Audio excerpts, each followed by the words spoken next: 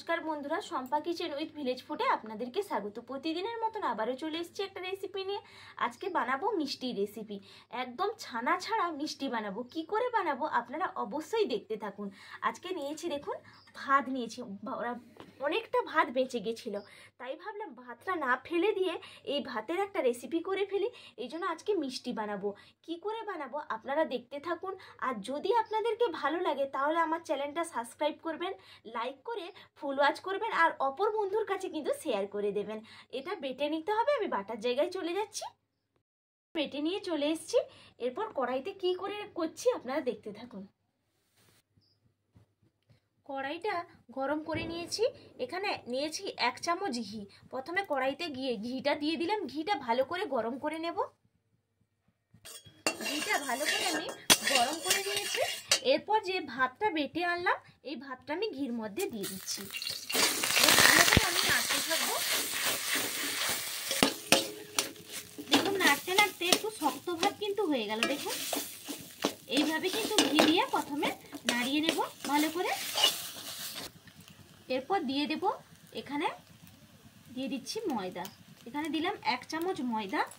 আর এখানে দিয়ে দেব একটা আমুল দুধের প্যাকেট নিয়েছি 10 টাকা দামের। এই আমুল দুধের প্যাকেটটা দিলে সম্পূর্ণ টেস্ট নিয়ে আসে, এই জন্য আমুল দুধের প্যাকেটটা দিলাম।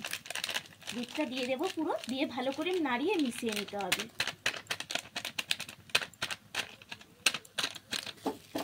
এইভাবে মিশিয়ে নেব। দেখুন ভালো করে মিশিয়ে নিয়েছি।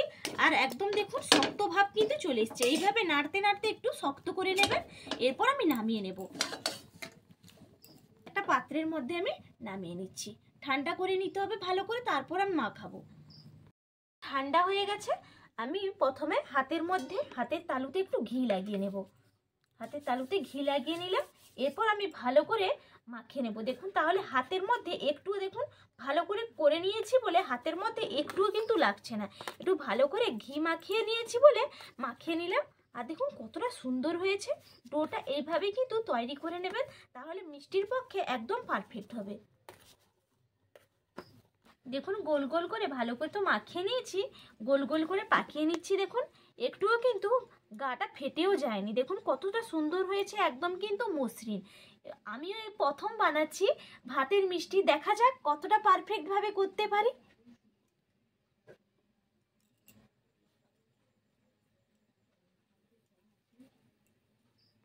দেখুন মিষ্টিগুলো ভালো করে পাকিয়ে নিয়েছি গোল গোল করে। এরপর আমি চিনির রসটা বসিয়ে দিয়েছি। চিনির রসটা কতটা হলো দেখে নিচ্ছি। দেখুন চিনির রসটা একদম ফুট চলে এসছে। এরপর আমি মিষ্টিগুলো যে পাকিয়ে নিয়েছি আমি ছেড়ে দেব। দেখুন সবগুলো একসঙ্গে দিয়ে দিচ্ছি। আর দেখতে দেখুন কতটা সুন্দর হয়েছে।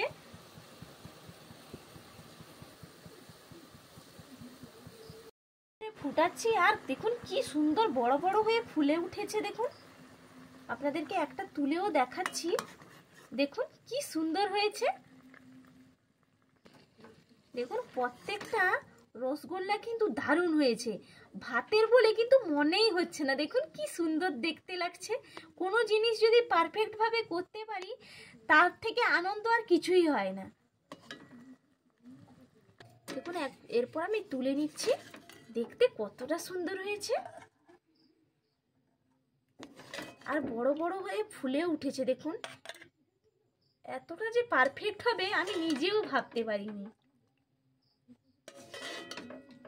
আপনাদেরকে একটা কেটেও আমি খেয়ে দেখাবো। আপনাদেরকে একটা কেটেও দেখাচ্ছি আর খেয়েও দেখাবো।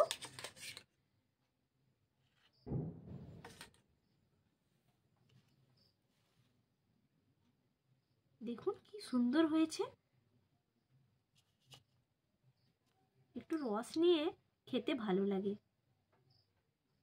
একটু খেয়েও দেখি। আর নরম হয়েছে, দেখুন ভেতরটা নরমও হয়েছে।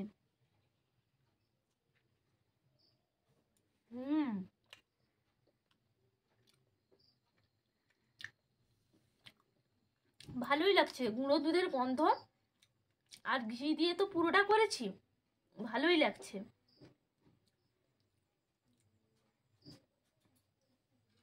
তো তবে যে যার স্বাদ আলাদা। যখন ছানার সঙ্গে করব, ছানার স্বাদ হবে আলাদা, যে যার সম্পূর্ণ স্বাদ কিন্তু আলাদা। আপনারা অবশ্যই একবার ট্রাই করে দেখবেন।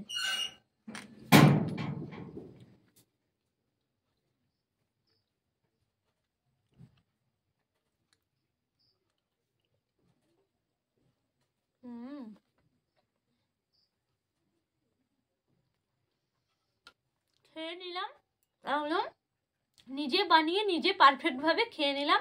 বানাতে যে পেরেছি এটাই অনেক। আপনারাও এইভাবে বানিয়ে ফেলবেন। আবার আপনাদের সঙ্গে আমার যে কোনো নতুন রেসিপি নিয়ে দেখা হবে। টাটা।